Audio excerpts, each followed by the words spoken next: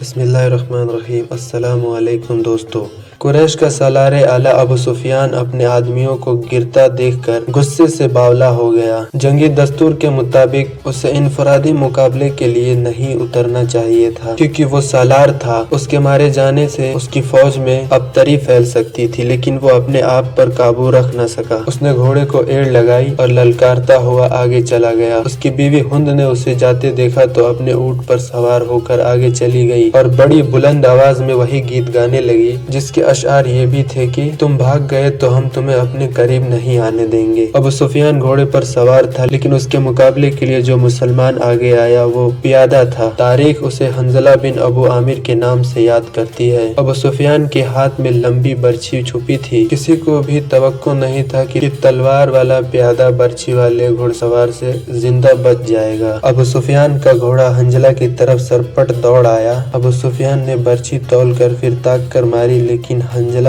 پھرتی سے ایک طرف ہو گیا۔ اس طرح 3 مرتبہ ہوا۔ تیسری مرتبہ ابو سفیان کا گھوڑا نکل گیا تو حنظلہ اس کے پیچھے دوڑ پڑا۔ گھوڑا رک گیا، پیچھے کو مڑا تو حنظلہ اس تک پہنچ چکا تھا۔ ابو سفیان اسے دیکھ نہ سکا۔ حنظلہ نے گھوڑے کی اگلی ٹانگوں پر ایسا زوردار وار کیا کہ گھوڑا گر گیا۔ ابو سفیان دوسری طرف گرا۔ حنظلہ اس پر حملہ کرنے کے لیے آگے بڑھا تو ابو سفیان گرے ہوئے گھوڑے کے ارد گرد دوڑ کر اپنے آپ کو بچانے لگا، اور اس کے ساتھ ہی اس نے قریش کو مدد کے لیے بلایا۔ قریش کا ایک پیادہ آیا۔ مسلمان اس غلط فہمی میں رہے کہ یہ آدمی ابو سفیان کو اپنے ساتھ لے جائے گا، لیکن اس نے بے اصولی کا مظاہرہ کیا۔ پیچھے سے حنظلہ پر وار کر کے اسے شہید کر دیا۔ ابو سفیان اپنی صفوں میں بھاگ گیا۔ آخری مقابلے کے لیے قریش کی طرف سے عبد الرحمن بن ابو بکر کی للکار پر اس کے والد حضرت ابو بکر صدیق رضی اللہ تعالی عنہ، جو اسلام قبول کر کے رسول اللہ صلی اللہ تعالی علیہ وسلم کے ساتھ تھے، تلوار نکال کر اپنے بیٹے کے مقابلے کے لیے نکلے۔ ابو بکر رضی اللہ تعالی عنہ للکار کر کہے، آگے یا مسلمان باپ کے کافر فرزند۔ رسول اکرم صلی اللہ تعالی علیہ وسلم نے دیکھا کہ باپ بیٹا مقابلے پر اتر گئے ہیں تو آپ نے